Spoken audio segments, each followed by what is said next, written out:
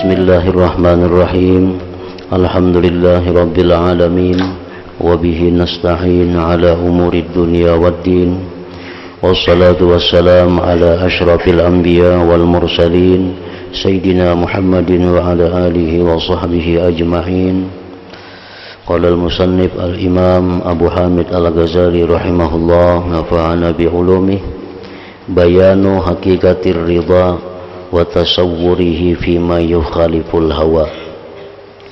I'lam anna man qala laysa fima yukhaliful hawa wa anwa'il bala illa sabru fa amma ar-ridha fala yutasawwar fa innama ata min nahiyati inkaril mahabbah fa amma idza sabata tasawwurul hubbi lillahi ta'ala wa istighraqul hammi bihi فلا يخفى أن الحب يورث الرضا بأفعال الحبيب ويكون ذلك من وجهين أحدهما أن يبطل الإحساس بالألم حتى يجري عليه المؤلم ولا يحس وتصيبه جراحة ولا يدرك ألمها ومثال الرجل المحارب فإنه في حال غضبه أو في حال خوفه قد تصيبه جراحة وهو لا يحس بها حتى إذا رأى الدم استدل بعد الجراحة بل الذي يغدو في شغل قريب قد تصيب شوكة في قدمه ولا يحس بألم ذلك لشغل قلبه بل الذي يحجم أو يهلك رأسه بحديدة كآلة يتألم به فإن كان مشغول القلب بمهم من مهماته فرغ المزين والحجام وهو لا يشعر به وكل ذلك لأن القلب إذا صار مستغرقا بأمر من الأمور مستوفى به لم يدرك ما عدا إلى آخره. Makna kalam Imam Al-Ghazali rahimahullah wa nafa'ana bi'ulumih, penjelasan hakikat ridha dan terupanya pada sesuatu yang menyalahi hawa nafsu. Penjelasan tentang apa yang dimaksud dikehendaki dengan ridha, dan bahwa ridha itu terupa pada sesuatu yang tidak sesuai dengan hawa nafsu. Ketahuilah bahwasanya orang yang mengatakan tidak adalah pada apa yang menyalahi hawa nafsu dan berbagai macam bala melainkan sabar, adapun ridha maka tidak bisa terupa. Itu ada mazhab, ada golongan yang berpendapat bahwa ridha itu tidak akan ada kecuali pada hal-hal yang sesuai dengan nafsu. Adapun hal-hal yang tidak sesuai dengan nafsu seperti bala, itu yang ada hanya sabar, tidak ada ridha. Nah, ada pendapat satu kelompok dari golongan umat Islam yang menyatakan demikian. Orang yang kena bala itu kada bisa ridha, itu cukup sabar. Ridha itu letaknya sesuatu yang sesuai dengan hawa nafsu, sesuai dengan keinginan. Nah, itu bisa ridha. Kalau kada sesuai lawan keinginan, itu ada sabar, tidak ada ridha. Nah, ada pendapat demikian. Maka hanya saja itu pendapat tadi datang dari sisi mengingkari cinta. Pendapat yang demikian tadi pendapat orang yang mengingkari adanya cinta kepada Allah.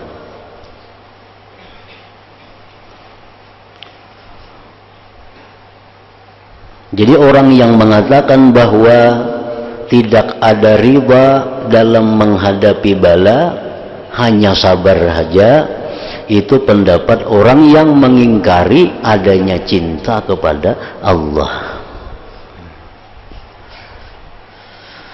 Maka apabila ia menetapkan terupanya cinta kepada Allah Ta'ala dan tenggelamnya keinginan dengannya Allah, maka tidaklah tersembunyi bahwa cinta itu menimbulkan ridha dengan segala perbuatan orang yang dicintai.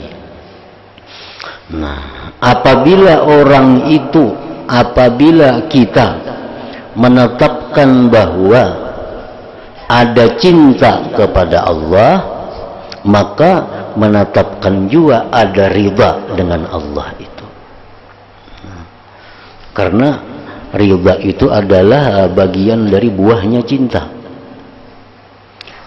Kada akan ada ridha kalau tidak ada cinta.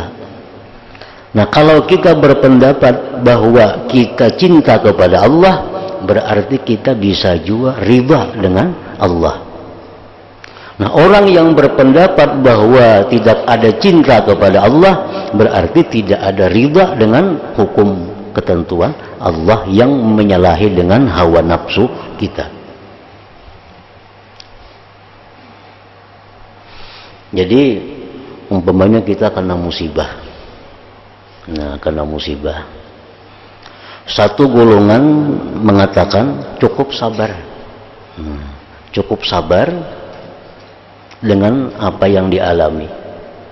Arti sabar itu kadang mengeluh, kadang mengadu ke sana kemari. Nah, hanya kepada Allah cukup itu.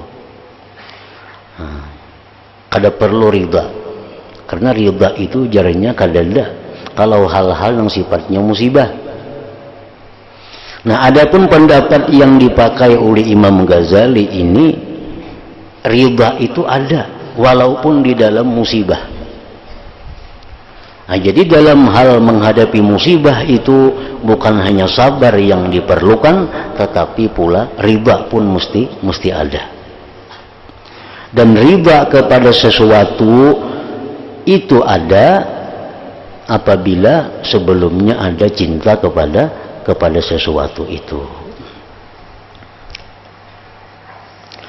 Dan adalah yang demikian itu dari dua jalan, dua segi. Satu, hilangnya rasa kepedihan, hilangnya rasa sakit, sehingga berlalulah atas orang itu apa yang dirasakan pedih dan ia tidak merasakannya, dan ia terkena luka dan tidak merasakan akan rasa sakitnya. Ini contoh untuk mendekatkan paham kita. Orang itu bisa karena sakit, luka, tapi ia kadang merasakan sakitnya luka itu, karena ada sesuatu hal yang dipikirkannya. Nah, demikian pula orang itu bisa kadang merasakan sakit datangnya musibah karena ada sesuatu hal yang dipikirkannya.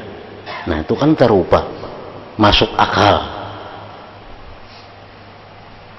Dan contohnya adalah seorang laki-laki yang maju berperang, maka bahwasanya ia ketika dalam keadaan marah atau dalam keadaan takut, terkadang ia terkena luka dan ia tidak merasakan kepedihan luka itu karena kesibukan hatinya. Kita misalnya disasahi orang gila lawan parang, nah disasahinya buka kita, rawatan buka terjojak papaci, kita kan merasa lagi. Kenapa? Karena hati kita tak arah ke orang gila di belakang yang menyasahi kita itu. Karena hati kita ke sana. Nah itu contoh yang nyata bahwa sakit itu ada tapi kada terasa karena ada sesuatu yang menyibukkan hatinya. Nah demikian pula contohnya orang yang kena musibah. Kadang-kadang orang ini kadang merasa sakit dengan musibah itu karena hatinya orang ini misal memandang kepada pahala yang disediakan Allah baginya. Hanya kadang merasa sakit karena dipandangnya hatinya adalah pahala yang diberikan Allah kepadanya atas musibah itu. Bahkan orang yang berbekam atau orang yang mencukur rambutnya dengan pisau yang tumpul, yang ia merasa pedih dengan yang demikian, maka jika hatinya disibukkan dengan suatu kepentingan dari kepentingannya, niscaya selesailah orang yang mencukur dan orang yang membekam sedang ia tidak merasakannya.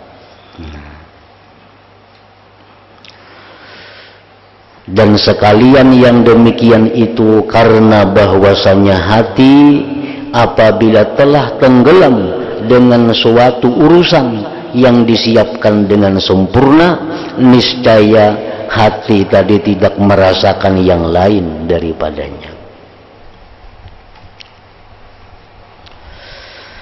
Maka seperti demikian juga halnya orang yang rindu, yang tenggelam keinginannya dengan menyaksikan orang yang dirindukannya atau dengan mencintainya. Terkadang menimpa kepadanya apa yang dirasakannya pedih atau menyusahkan kepadanya. Jikalau tidak ada orang yang dirindukannya, kemudian ia tidak memperdapati kesusahan dan kepedihan karena melampaunya ia dikuasai oleh cinta pada hatinya. Orang yang bersangatan mencintai sesuatu, orang yang bersangatan merindukan sesuatu, nah hatinya dikuasai oleh itu, sehingga apapun rintangan yang dihadapinya terasa mudah baginya. Andai kata kada yang dirindukannya, niscaya itu merupakan sesuatu yang sangat menyakitkan. Nah itu bisa kita saksikan dengan mata kepala kita. Kejadian-kejadian, ada orang yang sangat mencintai sesuatu sehingga dia berani melakukan hal apapun yang membahayakan dirinya, yang menyusahkan dirinya, dan itu kada terasa olehnya karena hatinya disibukkan orang yang dicintainya itu atau yang dirindukannya itu. Maka bagaimana apabila yang menimpa kepada itu dari kekasihnya? Jadi kesibukan hati dengan cinta dan rindu adalah termasuk kesibukan yang besar. Hati kita ini kalau sudah mencintai sesuatu, maka hati kita ini sibuk luar biasa dengan sesuatu itu. Jadi mencintai, merindui itu sesuatu kesibukan yang besar di dalam hati yang bisa melupakan, bisa menghilangkan rasa kepedihan-kepedihan lainnya. Dan apabila ini terupa pada kepedihan yang sedikit dengan sebab kecintaan yang ringan, niscaya terupalah kepada kepedihan yang besar dengan sebab cinta yang besar.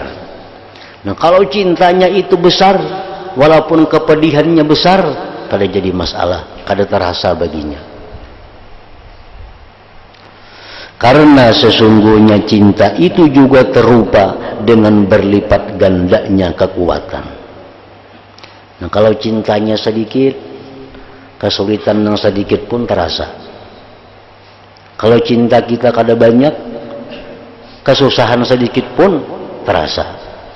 Tapi kalau cinta itu besar dalam hati kita, nah maka yang sakit apapun bisa menghilangkan rasa sakit itu. Sebagaimana terupa berlipat gandanya kepedihan, sesuai dengan ringannya cinta yang ada dalam hatinya. Dan sebagaimana kuatnya menyenangi rupa yang cantik yang diperoleh dengan indera penglihatan, maka demikian juga halnya kuatnya cinta pada rupa yang cantik yang ada pada batin yang diperdapati dengan nur mata hati. Mata kita nih memandang sesuatu yang indah, sesuatu yang cantik, sehingga mencintai dengan sesuatu itu. Nah, itu sudah menyibukkan hati kita, kadang-kadang melupakan segala-galanya. Nah, demikian pula keindahan, kecantikan batin yang diperdapati dengan mata hati itu pun lebih daripada sekedar memandang dengan mata panca indera ini. Sebab keindahan Allah, keelokan Allah itu diperdapati dengan mata hati, mata batin. Nah, bila mata hati kita ini dapat melihat tentang bagaimana keindahannya Allah, mata hati kita dapat menyaksikan bagaimana kehebatannya Allah, maka itu akan melupakan segala sesuatu yang menyusahkan dirinya karena sibuk dengan memandang kepada keindahan Allah tadi. Dan keindahan hadratur rububiyah dan keagungannya tidaklah bisa dibandingkan dengan dia pada keindahan dan keagungan lainnya. Nah, keindahan Tuhan kada bisa dibanding dengan keindahan lainnya, keagungannya pun demikian. Maka barang siapa yang terbuka baginya sesuatu dari yang demikian, maka terkadang ia dapat mengalahkannya dengan dorongan yang dahsyat dan membangsakannya. Lalu ia tidak merasakannya dengan apa yang berlaku atas dirinya. Telah diriwayatkan bahwa istri Fathul Musili jatuh, lalu terputuslah kukunya, gugur pacul kuku, karena sakit tuh kuku ini pacul. Maka ia tertawa, kuku pacul tertawa. Seseorang bertanya kepadanya, apakah kamu tidak merasakan sakit? Dan kada sakitkah kuku itu pacul maka tertawa? Maka ia menjawab, sesungguhnya lezatnya pahalanya itu menghilangkan dari hatiku kepahitan sakitnya itu. Nah, ini contohnya. Orang yang ditimpa musibah, inya kadang merasa lagi sakit dengan musibah itu karena hatinya memandang kepada apa yang disediakan Allah terhadapnya. Kadang merasa lagi apa yang pedih pada hatinya itu.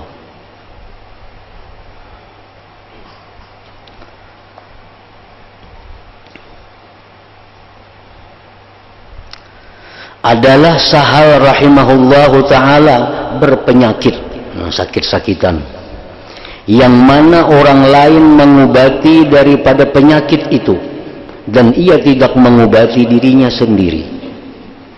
Lalu ditanyakan kepadanya dari hal yang demikian, maka ia menjawab, wahai kekasih, pukulan dari orang yang dicintai itu tidaklah menyakitkan. Pukulan dari orang yang dicintai itu tidaklah menyakitkan. Artinya sakit-sakit cuma hilang sakitnya itu oleh karena itu dari orang yang dicintai.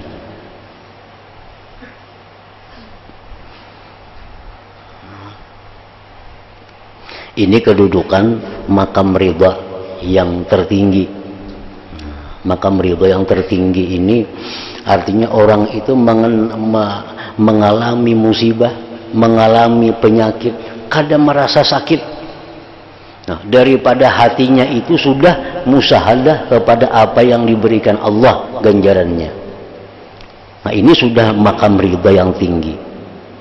Kayaknya ada makam ridha juga tapi nang tak bawah. Sakit-sakit cuma hati kada apa-apa. Sakitnya cuma ini hati kada apa-apa. Sakitnya padihan tapi hati senang, hati kada marah, hati kada ada apa. Nah, ini makam ridha juga, tapi di bawah daripada makam yang demikian. Ini kada merasa sakit sama sekali. Nah, kayak tadi kan pacul kuku, lepas kuku, tatawa, kada sakit tapi ya, kada merasa sakit. Kenapa? Karena keasikan memandang pahala yang diberikan Allah. Nah, ini luar biasa makam ridhanya. Ada orang yang demikian, sakitlah, sakit, tapi kada apa-apa. Ini Tuhan sayang lawan aku. Nah, ada juga karena kayak itu ridha juga ngarannya. Merasa sakit tapi hati kada. Nah, itu.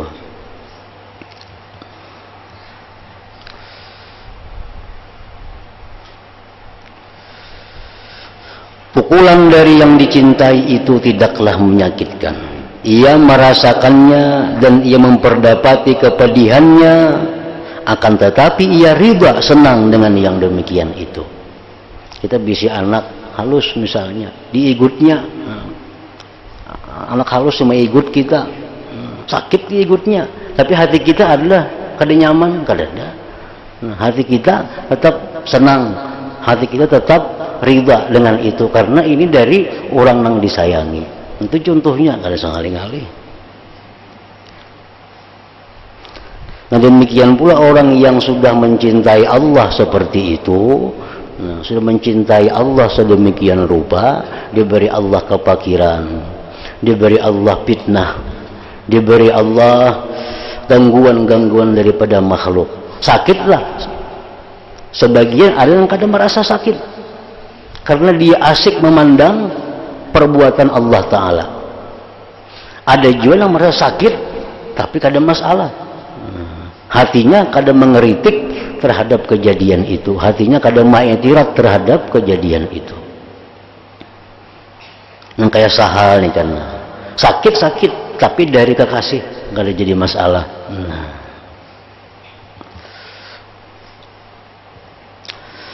Dengan yang demikian bahkan ia senang dan berkehendak untuk yang demikian, yaitu dengan akalnya, sekalipun ia benci dengan tabiatnya. Seperti orang yang meminta dari tukang bekam untuk mau membekamnya, sehingga sesungguhnya ia merasakan kepedihan dengan pembekaman itu. Kan diturih, nah kepala lawan lading sakit tuh. Tetapi yang dipandangnya itu sihatnya itu. Orang yang babakam itu sakit, tapi yang dipandangnya adalah sihat. Lalu kayak apapun sakitnya bakam, kada jadi masalah. Yang tukang bakam sarik lah, kan ada sarik, bahkan diberi duit.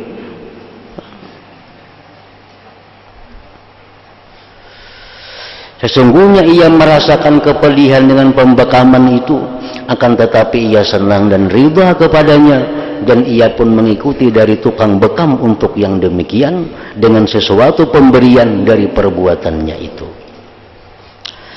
Nah, maka inilah keadaan orang yang ridha dengan apa yang terjadi untuk dirinya dari kepedihan itu. Nah, jadi ini contoh-contoh menjelaskan kepada kita bahwa hal-hal yang sakit itu bisa ridha. Bukan hanya sabar, ridha pun bisa. Bertentangan dengan pendapat yang mengatakan kalau sakit tuh kada ada ridha, tuh sabar aja. Nah, bertentangan dengan itu. Bukti-bukti ini menjelaskan sakit itu bisa ridha kalau kita melihat hasilnya, ada dapatan yang kita peroleh dengan yang sakit itu. Dengan senang hati kita ridha menderita sakit itu. Macam perempuan di zaman Rasulullah SAW datang kepada beliau. Perempuan datang, wahai Rasulullah, ulun telah melakukan perzinahan, maka ulun ini sudah bersuami. Dan Nabi siap dirajam, siap. Kan rajam itu dimati, artinya dimati dengan cara perlahan, dilempari lawan batu sampai mati. Mungkin seharian kan bisa kada mati, ditawaki lawan batu. Maka perempuan ini dengan senang hati menerima rajam itu. Kenapa? Dengan riba, hakun. Karena dia memandang bahwa dengan cara rajam inilah dia mendapatkan surganya Allah. Nah, karena memandang surga itu sakitnya rajam ini dia terima dengan senang hati. Nah, itu contohnya.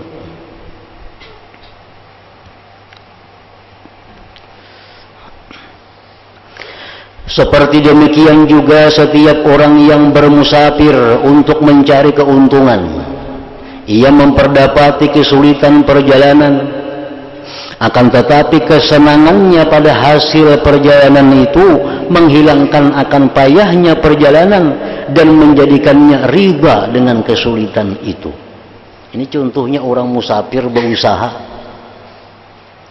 Berusaha susah payah mencari duit nih.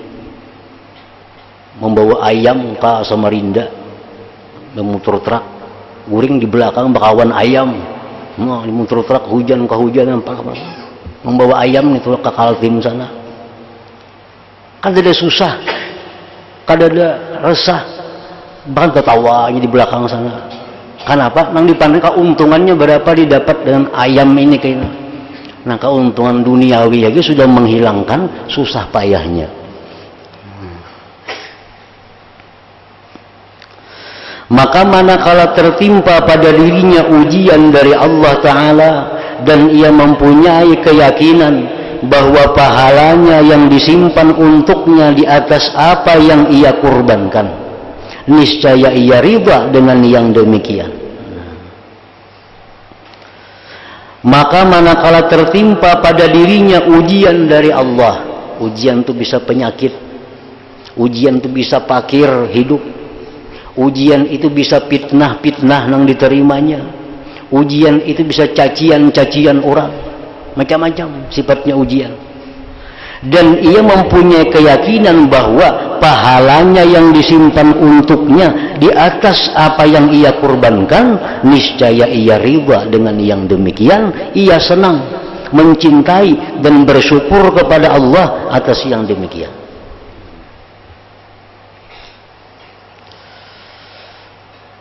Kita diuji oleh Allah.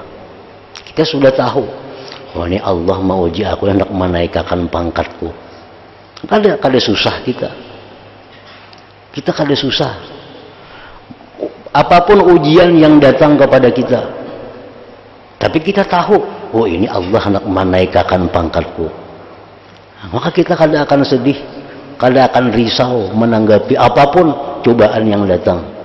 Asal kita punya keyakinan bahwa ini adalah ujian dari Allah yang akan meninggikan derajat kita di sisinya.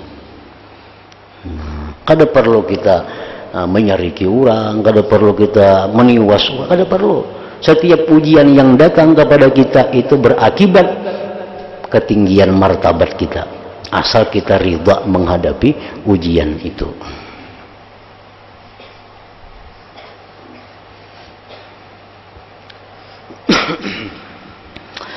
Nah, ini jikalau ia memandang akan pahala dan kebaikan yang diberi balasan untuknya atas yang demikian.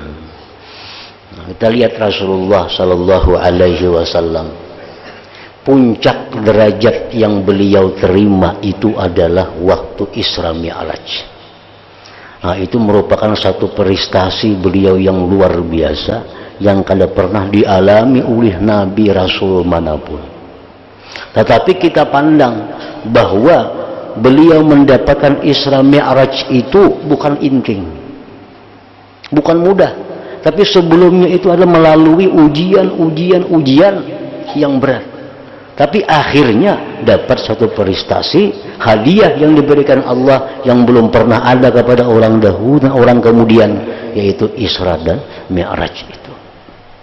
Mulai dari Nabi kita hendak dibunuh, mulai Nabi kita difitnah, mulai Nabi kita disakiti, terakhir Nabi kita dihasar.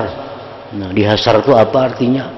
Bahwa Nabi dan orang-orang yang beriman tidak boleh dijuali dan tidak boleh dibeli sesuatu apapun darinya. Nah, jadi bubuhan kita umat Islam waktu itu menjual lawan orang kada boleh ditukari, inya nukar kada boleh dijuali, apalagi diberi maginnya kada boleh. Itu ngaran terkenal dengan hasar, dibikut habis-habisan. Kada sedikit nang mati kaum muslimin dalam itu, dalam kejadian bertahun-tahun, bukan sehari, sebulan, 2 bulan, bertahun-tahun demikian. Bayangkan hasil kada boleh lah kawa dijual, orang kada mau nukari, orang kada mau menjuali. Jadi makan apa nang ada dimakan, sampai bangkai-bangkai dimakan. Tapi Nabi kita melihat bahwa ini adalah ujian sebagaimana ketinggian martabat beliau.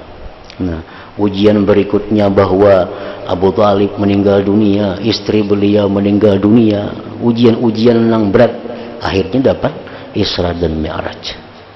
Nah, jadi kalau kita meyakini bahwa setiap ujian yang diberikan Allah kepada kita, yang tujuannya kita tahu ini adalah meninggikan martabat derajat kita, tentu kita dengan lapang dada, dengan ridha menerima ujian itu. Kada perlu resah, kada perlu takut. Ujian Allah. Allah menaikkan derajat manusia kada dengan mudah. Kalau orang ini senang naik derajat, kada mau. Pasti ada penderitaan-penderitaan yang diterima. Baik itu penyakit, baik itu kehabisan harta, baik itu ditinggalkan orang-orang yang dikasihi. Nah, bila kita terima dengan ridha, maka martabat kita akan mendapat martabat tinggi di sisi Allah Ta'ala.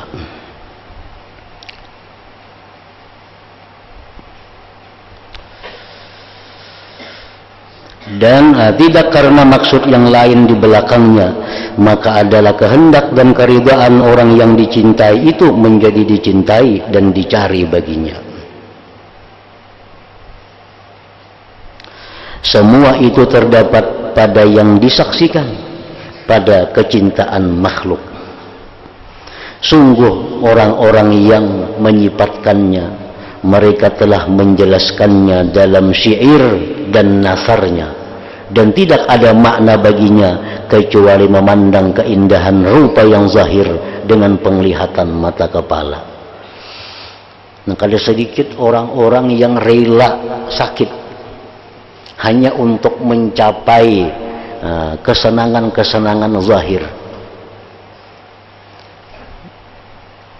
Ada sedikit manusia yang rela menerima kesusahan, menerima kepedihan, menerima kesengsaraan hanya untuk mendapat pangkat-pangkat yang zahir, pemberian-pemberian yang zahir.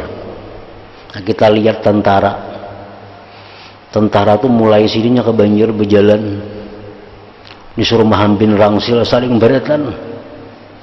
Bila ada gut disuruh masuk ke dalam gut oleh komandan, komandannya bermotor, nah anak buahnya. Tapi dengan semangat tentara ini masuk ke dalam gut, ke dalam sungai, membawa beban yang berat.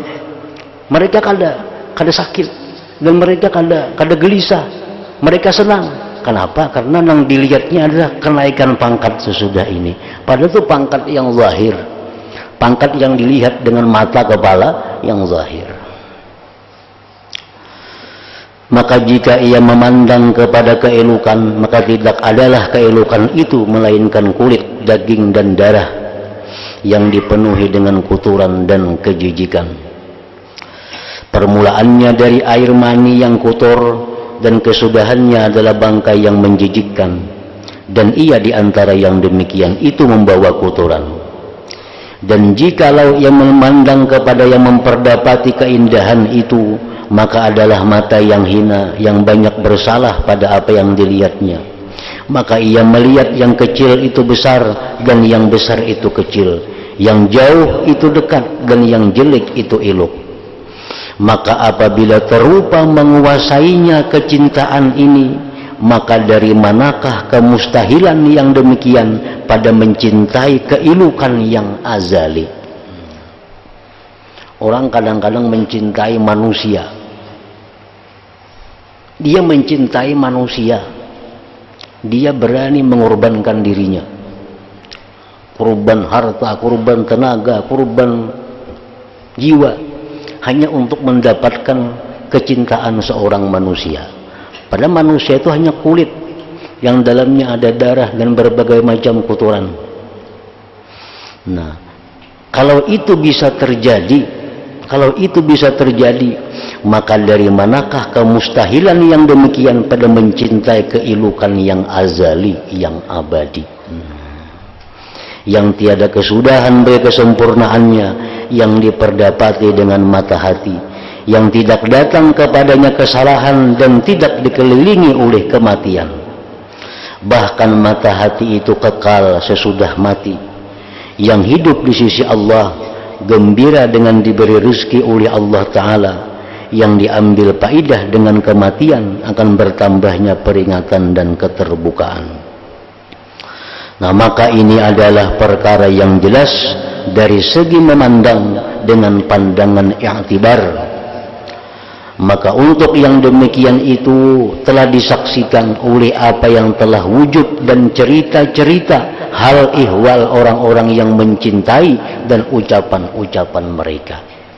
Itu sudah kita lihat kejadian-kejadian, baik kejadian-kejadian yang sifatnya dunia, orang yang mati-matian hanya untuk mengejar dunia, kita lihat.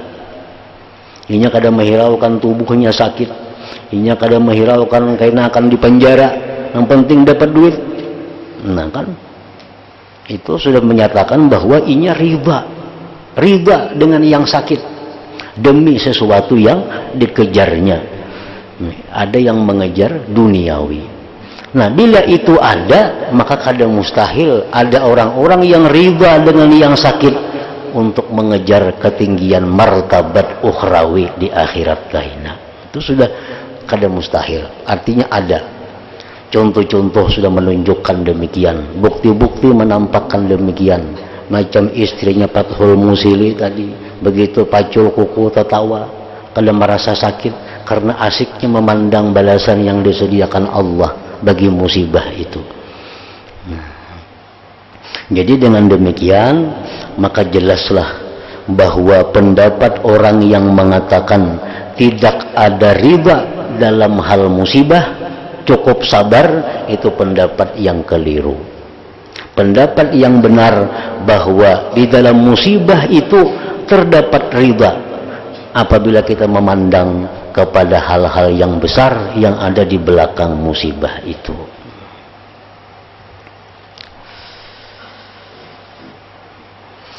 Syakik Al-Balkha berkata, barang siapa melihat pahala kesulitan, niscaya ia tidak ingin keluar dari kesulitan itu. Makanya orang yang sulit itu melihat pahala kayak apa, pahala sulit itu, niscaya dia ingin selalu sulit, ingin selalu sulit. Dan di akhirat diceritakan bahwa begitu Allah memberikan pahala yang besar kepada orang-orang yang kena musibah, yang mereka itu mendapat musibah sabar dan ridha, diberi Allah pahala yang besar, maka orang-orang yang hidupnya lapang di dunia ini menyesal. Jakanya aku dulu dalam dunia selalu karena musibah, nyaman kayak inya di akhirat itu. Orang-orang yang sakit-sakitan di dalam dunia dengan sabar dan ridha, di akhirat dia dapat ganjaran yang besar dari Allah. Orang-orang yang sihatnya menyesal sihat karena melihat banyaknya pahala ganjaran yang diberikan Allah kepada orang yang sakit itu. Orang-orang yang fakir miskin dalam dunia yang sabar dan ridha, begitu mereka di akhirat masuk surga dengan cepat. Orang-orang kaya itu di akhirat menyesal jadi kaya, menyesal jadi kaya karena begitu sulitnya proses tanggung jawab kekayaan itu. Ini sudah diceritakan oleh Nabi Shallallahu Alaihi Wasallam. Jadi orang-orang kaya ini dalam dunia mereka waktu yang singkat bersenang-senang, tapi di akhirat mereka menyesali jadi orang kaya, menyesal sugih. Kenapa? Karena orang-orang miskin, fakir begitu cepat dimasukkan Allah ke dalam surga karena ada banyak tanggung jawab yang diterimanya. Nah, orang kaya banyak masalah yang mesti diselesaikannya mengenai harta, di mana dapatnya, ke mana penggunaannya, macam-macam, sehingga memerlukan waktu yang lama. Nah, jadi riba terhadap apa yang diberikan Allah susah, nyaman, nikmat, bala. Nah, ridha itu terupa. Terupa. Artinya ada.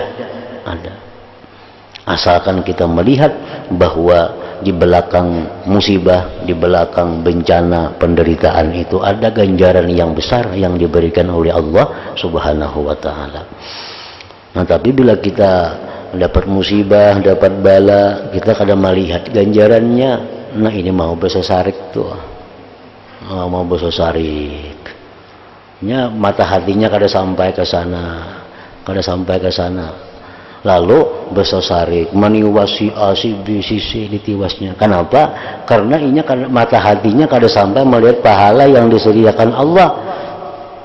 Lalu demikian, andai kata dia melihat, maka dia ingin selalu difitnah, dia ingin selalu disakiti di dalam dunia ini.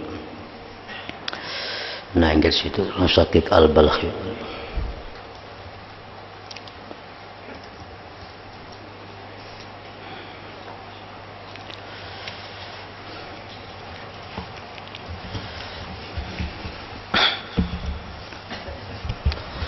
أفضل الذكر فاعلم أنه لا إله إلا الله محمد رسول الله لا إله إلا الله محمد رسول الله لا إله إلا الله محمد رسول الله لا إله إلا الله لا إله إلا الله لا إله إلا الله لا إله إلا الله لا إله إلا الله الله الله الله الله الله الله الله الله الله الله